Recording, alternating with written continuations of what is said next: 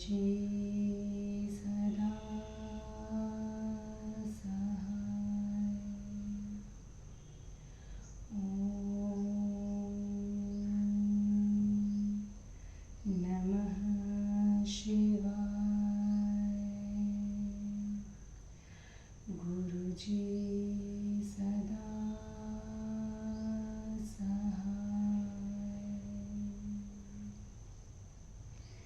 जय गुरुजी। अथ श्री वामन पुराणं षोडशोऽध्याय। नारद उवाच यानेतान भगवान् प्राह कामेथि शशिनं प्रति आराधनाय देवाभ्यां हरीशाभ्यां वदस्वतान्। पुलत्स्य उवाच शृणुष्व कामिभिः प्रोक्तान् व्रतान् पुण्यान् कलिप्रिय आराधनाय शर्वस्य केशवस्य च धीमतः। यदा त्वाषाढी संयाति व्रजते चोत्तरायणं तदा स्वपीति देवेषु भोगे भोगे श्रियपतिः। प्रतिसुप्ते विभो तस्मिन् देवगन्धर्वगूयका देवानां मातरश्वापि प्रसुप्ताश्वाप्यनुक्रमात्। नारदोवाच कथयस्य सुरादीनां शयने विधिमुत्तमम् सर्वमनुक्रमेणेव पुरस्कृत्य जनार्दनम्। पुलत्स्य उवाच मिथुनाभिगते सूर्ये शुक्लपक्षे तपोधन एकादश्यां जगत्स्वामी शयनं परिकल्प्यते। शेषा हि भोगपर्यङ्कं कृत्वा सम्पूज्य केशवं कृत्वोपवीतकं चैव सम्यक् सम्पूज्य वेद्विजान्। अनुज्ञां ब्राह्मणेभ्यश्व द्वादश्यां प्रयतः शुचिः लब्ध्वा पीताम्बरधरः स्वस्त्रीन्द्रिनं समानयेत्। त्रयोदश्यां तथा कामः स्वपते शयने शुभे कदम्बानां सुगन्धानां कुसुमे परिकल्पिते। चतुर्दश्यां ततो यक्षा स्वपन्ति सुखशीतले सैवर्णपङ्कजकृते सुखास्तीर्णोपधानके। पौर्णमास्य मुमानाथः स्वपते चर्मसंस्तरे वैयाग्रे च जटाभारं समुद्ग्रन्थया न्यचर्मणा। ततो दिवाकरो राशिं सम्प्रयाति च कर्कटं ततो मराणां रजनी भवति दक्षिणायना। ब्रह्मा प्रतिपदि तथा नीलोत्पलमयेन तल्पे स्वपीति लोकानां दर्शयन् मार्गमुत्तमम्। विश्वकर्मा द्वितीयायां तृतीयायां गिरे सुता विनायकः चतुर्थातो पञ्चम्यामपि धर्मराज। पांचम्यां स्कन्दः प्रवस्पिति सप्तम्यां भगवान् रवि कात्यायनी तथाष्टम्यां नवम्यां कमलालया दशम्यां भूगजेन्द्राश्व स्वपन्ते वायुभोजना एकादश्यां तु कृष्णायां साध्या ब्रह्मान् स्वपन्ति च।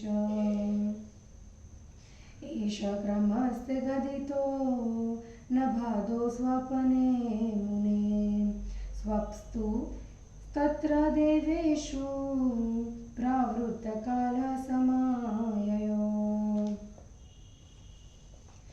कङ्कासमं बलाकाभिरारोहन्ति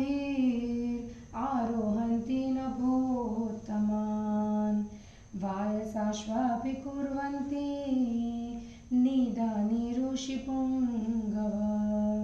वायसाश्वस्वपन्त्येते ऋतौ गर्भभरालसा यस्यां तिथ्यां प्रस्वपिति विश्वकर्मा प्रजापति। द्वितीया सा शुभा पुण्या अशून्यशयनोदिता तस्यां तीर्थावर्च्य हरिं श्रीवस्ताकं चतुर्भुजम् पार्यकंस्थं समं लक्ष्म्या गन्धपुष्पादिभिर्मुने। ततो देवालयशय्यायां फलानि प्रक्षिपेतक्राम् सुरभिर्निवेदितं विज्ञाप्यो स मधुसूदनम्।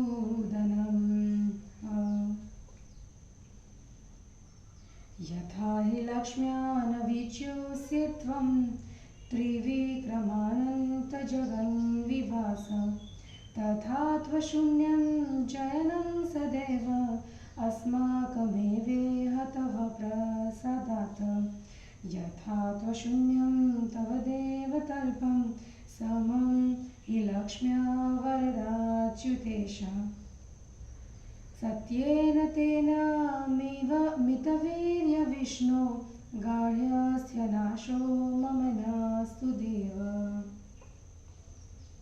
इत्युच्चार्य प्रणमेष्यं प्रसाद च पुनः पुनः नक्तं भुजिन्त देवेशे तैलक्षार विविर्जितं। द्वितीये द्विजाग्राय फलनादधद विचक्षणः लक्ष्मीधर प्रियतां मे इत्युच्चार्य निवेदयेत्। अनेन तु विधानेन चातुर्मास्य व्रतं चरेत् यावदवृश्चिकराशिस्थः प्रतिभाति दिवाकरः। ततो विबुद्धयन्ति सुराः क्रमशः मुने। तुलास्थिर्क हरिकाम शिव पश्चाद्विबुध्यते।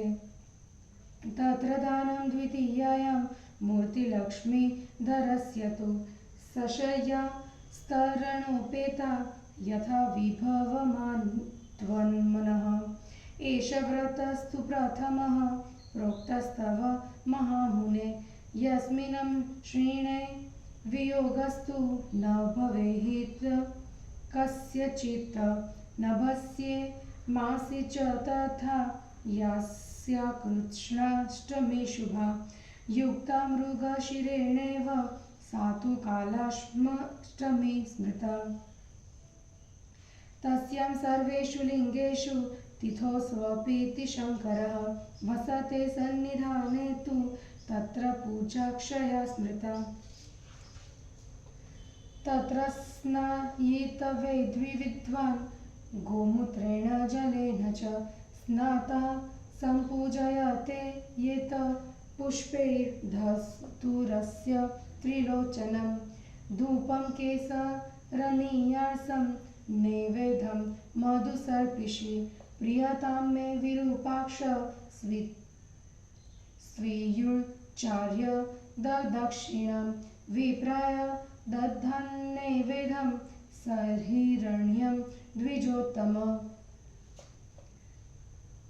तद्वदाक्ष्व युजे मासि उपवासी जितेन्द्रियः नवम्यां गौमयस्नानं कुर्यात् पूजां तु पङ्कजे धूपयेत सर्जनीर्यासं नैवेद्यं मधुमोदके कृतोपवासष्ट्वष्ट्रम्यां नव्यं स्नानमाचरेत। प्रीयतां मे हिरण्याक्षो दक्षिणा सतिला स्मृता कार्तिके पयसा स्नानं करवीरेण चार्चनं धूपं श्रीवासनिर्यासं नैवेद्यं मधुपायसम्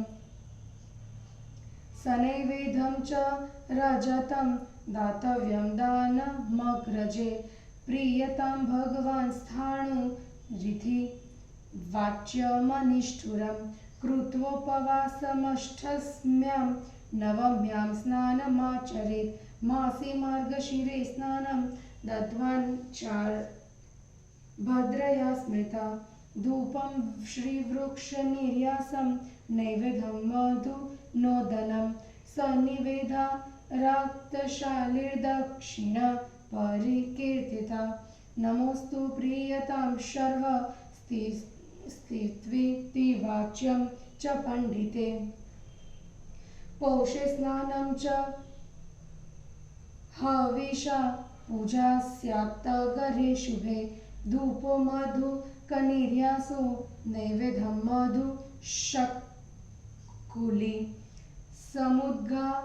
समुद्गा दक्षिणा प्रोक्ता प्रीणनाय जगद्गुरो वाच्यं नमस्ते देवेश त्र्यम्बकेति प्रकीर्तयेत् माधुकुशोदकं स्नानं मृगमदेन चार्चनं धूपकदम्बनिर्यासो नैवेद्यं सतिलोदनं पयोभक्तं सनैवेद्यं सरुख्यं प्रतिपादयेत् प्रीयतां मे महादेव उमापतिरिति रयेत्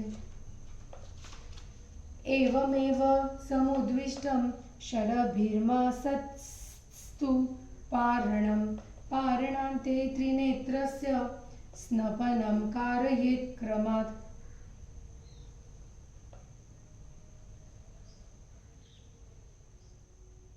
गुरोचनाया सहिता गुडेन देवं समालभ्य च पूजयेत् प्रियस्वदीनोऽस्मि भवन्तमीश मच्चोकनाशं प्रकुरुष्व योग्यम् ततस्तु फाल्गुने मासि कृष्णाष्टम्यां यथाव्रत उपवासं समुदितं कर्तव्यं द्विजसत्तम द्वितीयं ततः स्नानं पञ्चगव्येन कारयेत् पूजयेत्तुण्डकुसुमैर्धूर्पयेच्च नन्दनं त्वपि नैवेद्यं सघृतं दधात तम्रपात्रे गुडोदनं दक्षिणां च द्विजातिभ्यो नैवेद्यसहिता मुने वासो युगं प्रीणयेच्च रुद्रमूर्छाय नामत चैत्रे चोदुम्बरफले स्नानं मन्दारकार्चनं गुग्गुलं महिषाख्यं च धृताकं धूपयेद्बुध समोदकं तथा सर्पि प्रीणनं विनिवेदयेत् दक्षिणा च सनैवेद्यं मृगाजिनमुहाद्रहतं नाट्येश्वर नमस्तेस्तु इदमुच्चार्य नारद प्रीणनं देवनाथाय कुर्याच्छ्रद्वसमन्वितः वैशाखे स्नानमुद्दितं सुगन्धकुसुमाभसा पूजनं शङ्करस्योक्तं च्युतामञ्जरिभिर्विभो धूपं सर्जाज्ययुक्तं च नैवेद्यं सफलं धृतं नामजप्यमल्पीशस्य कालनेति विपश्चिता जलकुम्भानसैनैवेद्यान् निवेदयेत् सोपवीतान् सहन्नाधां स्त्रचितैस्तपरायणे ज्येष्ठे स्नानं च मालके पूजार्ककुसुमैस्तथा धूपयेत्त्रिनेत्रं च आयत्यां पुष्टिकारकं सत्कृष्ट सद्धृता देवे दध्नाक्तानं विनिवेदयेत् उपानधूर्गलं छत्रं दानम् उद्धाच्य भक्तिमान् नमस्ते भगनेत्रन्न पुष्णो दशननाशन इदमुच्चारयेत् भक्त्या प्रीणनाय जगत्पते। आषाढे स्नानमुदितं श्रीफलेरर्चनं तथा धतुरकुसुमे शुक्ले धूपयेत सिंहकं तथा नैवेद्या सद्धृता पुपा दक्षिणा सद्धृता यवा। नमस्ते दक्षयज्ञ इदमुच्ये रुदिरयेत् श्रावणे मृगभोज्येन स्नानं कृत्वार्चयेद्वरं श्रीवृक्षपक्षे सफलैर्धूपं यदात तथा गुरुम नैवेद्यं सद्धृतं दधाद दधि पूपान् समोदकान् दध्यो दनं सकृत्सरं माषधानः सशस्कुली। दक्षिणां श्वेतवृषभं धेनुं च कपिलां शुभां कनकं रक्तवसनं प्रदधात ब्राह्मणाय हि गंगाधरेति जप्यं नाम शम्भोऽश्वपण्डिते। अमीभिः षड्भिरपरैर्मासे पारणमुत्तमम् एवं संवत्सरं पुण्य सम्पूज्य वृषभध्वजम् अक्षया लभते कामान् महेश्वर वचो यथा इदमुक्तं वक्त्रं पुण्यं सर्वाक्षयकरं शुभं स्वयं रुद्रेण देवर्षे ततथा न तदन्यथा।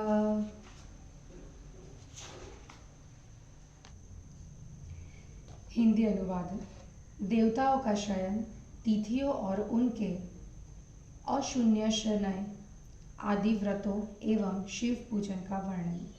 नारद जी ने कहा, पुलत्स्य जी, आपने चंद्रमा के प्रति कामियों द्वारा वर्णित श्रीहरि और शंकर की आराधना के लिए जिन व्रतों का उल्लेखन किया है उनका वर्णन करें।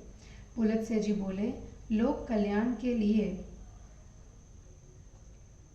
कलह को भी इष्ट मानने वाले कलि प्रिय नारद जी, आप महादेव और बुद्धिमान श्री हरि आराधना के लिए कामियों द्वारा कहे गए पवित्र व्रतों का वर्णन सुने। जब आषाढ़ी पूर्णिमा बीत जाती है एवं उत्तरायण चलता रहता है, तब लक्ष्मीपति भगवान विष्णु भोगी भोग पर सो जाते हैं। उस विष्णु के सो जाने पर देवता, गंधर्व, गुह्यक एवं देव माताएं भी क्रमशः सो जाती है। नारद ने कहा, जनार्दन से लेकर अनुक्रम से देवता आदि के शयन की सब उत्तम विधि मुझे बतलाइए। पुलत्स्य जी बोले, तपोधन नारद जी, आषाढ़ के शुक्ल पक्ष में सूर्य के मिथुन राशि में चले जाने पर एकादशी तिथि के दिन जगदीश्वर विष्णु की शया की परिकल्पना करनी चाहिए। उस शया पर शेष नाग के शरीर और फण की रचना कर यज्ञोपवीतयुक्त श्री केशव की पूजा कर ब्राह्मणों की आज्ञा से स्वयं एवं पवित्रता पूर्वक रहते हुए स्वयं भी पीताम्बर धारण कर द्वादशी तिथि में सुख पूर्वक उन्हें सुलाना चाहिए। इसके बाद त्रयोदशी तिथि में सुगंधित कदम्ब के पुष्पों से बनी पवित्र शैया पर कामदेव शयन करते हैं। फिर चतुर्दशी को सुशीतल स्वर्ण पंकज से निर्मित सुखदायक रूप में बिछाए गए एवं तकिए वाली शैया पर यक्ष लोग शयन करते हैं। पूर्णमासी तिथि को चर्म वस्त्र धारण कर उमानाथ शंकर एक दूसरे चर्म द्वारा जटाभार बांधकर व्याघ्र चर्म की शैया पर सोते हैं। उसके बाद जब सूर्य कर्क राशि में गमन करते हैं, तब देवताओं के लिए रात्रि स्वरूप दक्षिणायन का आरंभ हो जाता है।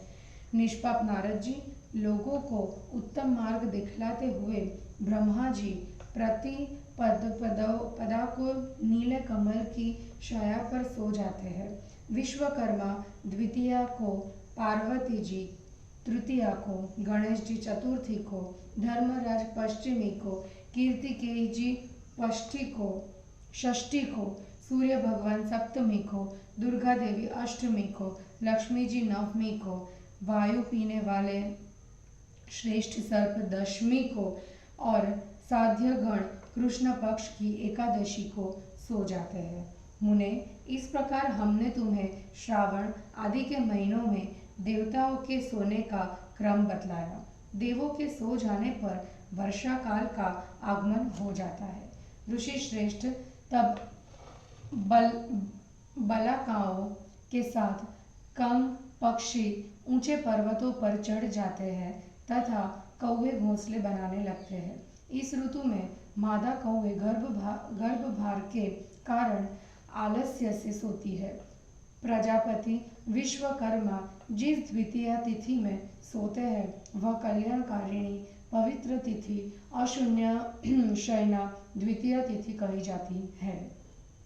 मुने, उस तिथि में लक्ष्मी के साथ पर्यकस्थ श्रीवत्स्य नामक चिन्ह धारण करने वाले चतुर्भुज विष्णु भगवान की गंध पुष्पादि के द्वारा पूजा से हेतु शया पर क्रमशः फल तथा सुगंध द्रव्य निवेदित कर उनके इस प्रकार प्रार्थना करें कि हे त्रिविक्रम, हे अनंत, हे जगन निवास, जिस प्रकार आप लक्ष्मी से कभी अलग नहीं होते, उसी प्रकार आपकी कृपा से हमारी शैया भी कभी शून्य न हो। हे देव, हे वरद, हे अच्युत, हे ईश, हे अमित वीर्यशाली विष्णु, आपकी शया लक्ष्मी से शून्य नहीं होती।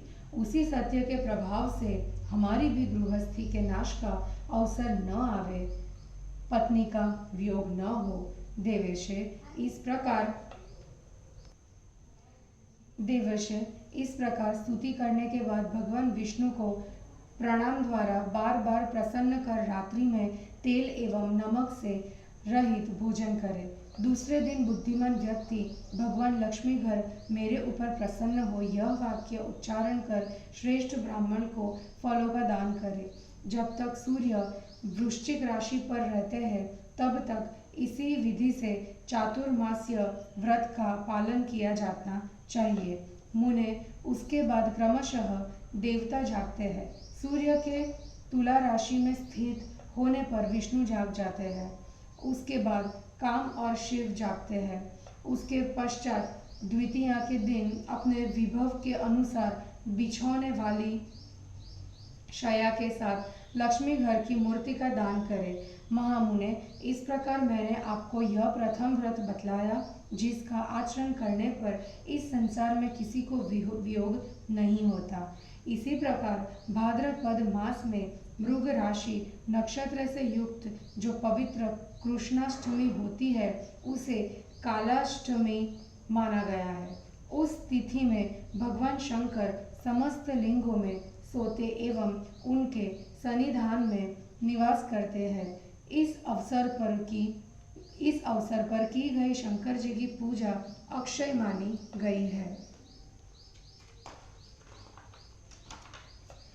उस तिथि में विद्वान मनुष्य को चाहिए कि गौमूत्र और जल से स्नान करे। स्नान के बाद धतूर के पुष्पों से शंकर की पूजा करे। द्विजोत्तम केसर के गोद का धूप तथा मधु एवं द्रुत का नैवेद्य अर्पित करने के बाद विरूपाक्ष मतलब त्रिनेत्र मेरे ऊपर प्रसन्न हो, यह कहकर ब्राह्मण को दक्षिणा तथा सुवर्ण के साथ नैवेद्य प्रदान करे।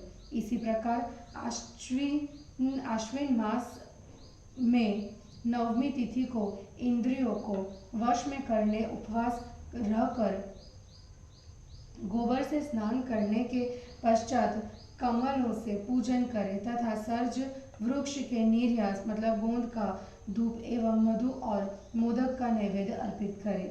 अष्टमी को उपवास करके नवमी को स्नान करने के बाद हिरण्याक्ष मेरे ऊपर प्रसन्न हो, यह कहते हुए तिल के साथ दक्षिणा प्रदान करें। कार्तिक मास में दुग्ध स्नान तथा करने के पुष्प से कनेर के पुष्प से पूजा करें और सरल वृक्ष की गोद का धूप तथा मधु एवं खीर नैवेद्य अर्पित कर विनय पूर्वक भगवान शिव मेरे ऊपर प्रसन्न हो, यह उच्चारण करते हुए ब्राह्मण को नैवेद्य के साथ रजत का दान करें। मार्गशीर्ष मास में अष्टमी तिथि को उपवास करके नवमी तिथि में दधि से स्नान करना चाहिए। इस समय भद्रा औषधि के द्वारा पूजा का विधान है।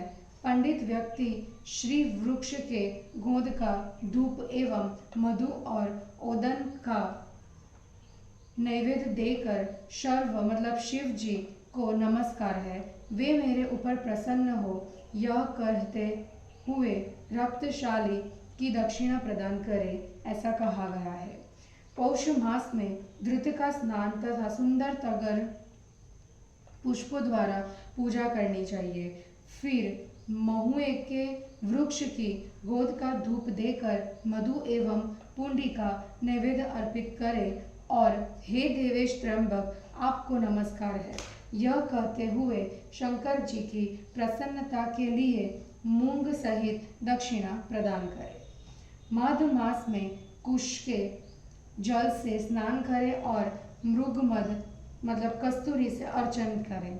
उसके बाद कदम्ब वृक्ष के गोंद का धूप देकर तिल एवं ओदन का नैवेद्य अर्पित करने के पश्चात महादेव उमापति मेरे ऊपर प्रसन्न हो, यह कहते हुए सुवर्ण के साथ दूध एवं भात की दक्षिणा प्रदान करनी चाहिए। इस प्रकार 6 मास के बाद प्रथम पारण की विधि कही गई है।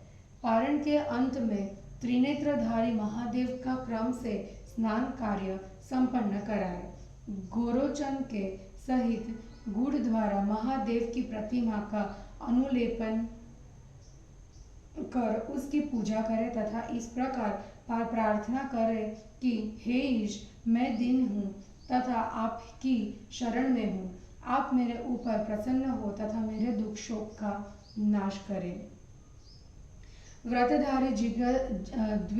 व्रजधारी द्विज सप्तम, इसके बाद फाल्गुन मास की कृष्णाष्टमी को उपवास करना चाहिए। दूसरे दिन नवमी को पंचगव्य से भगवान शिव को स्नान कराए तथा कुंड द्वारा अर्चन कर चंदन का धूप और ताम्र पात्र में द्रुत सहित गुड़ तथा ओदन का नैवेद्य प्रदान करें। इसके बाद रुद्र शब्द का उच्चारण कर ब्राह्मणों को नैवेद्य के साथ दक्षिणा तथा 2 वस्त्र प्रदान कर महादेव को प्रसन्न करें। चैत्र मास में गुलर के फल के जल से स्नान कराइए और मदार के फूलों से पूजा करें। उसके बाद बुद्धिमान व्यक्ति द्रुत मिश्रित महिष नामक गुग्गुल से धूप देकर मोदक के साथ द्रुत उनकी प्रसन्नता के लिए अर्पित करे एवं नाट्येश्वर मतलब भगवान आपको नमस्कार है, यह कहते हुए नैवेद्य सहित दक्षिणा रूप में मृग चर्म प्रदान करे। इस प्रकार पूर्ण श्रद्धा युक्त होकर महादेव जी को प्रसन्न करे। नारद जी वैशाख मास में सुगंधित पुष्पों के जल से स्नान तथा आम की मंजरियों से शंकर के पूजन का विधान है। इस समय घी मिले सर्ज वृक्ष के गोद का धूप तथा फल सहित दूध का नैवेद्य अर्पित करना चाहिए। बुद्धिमान व्यक्ति को इस समय श्री शिव के कालंदना नाम का जप करना चाहिए और तल्लीनता पूर्वक ब्राह्मणों को नैवेद्य उपवित जनेऊ एवं अन्न आदि के साथ पानी से भरा घड़ा दक्षिणा देनी चाहिए। ज्येष्ठ मास में आंवले के जल से स्नान कराए तथा मंदार के पुष्पों से उनकी पूजा करे। उसके बाद त्रिनेत्रधारी पुष्टिकर्ता श्री शिव को धूपदान में धूप दिखलाए। फिर घी तथा दही मिला सतु का नैवेद्य अर्पित करे। जगतपति के प्रीत्यर्थ हे पूषा के दांत तोड़ने वाले भगनेत्रघ्न शिव, आपको नमस्कार है। यह कहकर भक्तिपूर्वक छत्र एवं उपांधुगल एक जोड़ा जूता दक्षिणा में प्रदान करना चाहिए। आषाढ़ मास में बिल्व के जल से भगवान शिव को स्नान कराए तथा धतूर के उजले पुष्पों से उनकी पूजा करे। सिलहक का धूप दे और द्रुत के सहित मालपुए का नैवेद्य अर्पित करे एवं हे दक्ष के यज्ञ का विनाश करने वाले शंकर, आपको नमस्कार है। यह ऊंचे स्वर से उच्चारण करे। श्रावण मास में मृगभोज्य मतलब जटामासी के जल से स्नान कराकर फलयुक्त बिल्व पत्रों से महादेव की पूजा करे तथा अगुरु का धूप दे। उसके बाद धृतयुक्त पूप, मोदक, दधी, दध्योदन, उड़द की दाल, भुना हुआ जौ एवं कचौरी का नैवेद्य अर्पित करने के बाद बुद्धिमान व्यक्ति ब्राह्मण को श्वेत बेल, शुभा कपिला मतलब काली गौ, स्वर्ण एवं रक्त वस्त्र की दक्षिणा दे।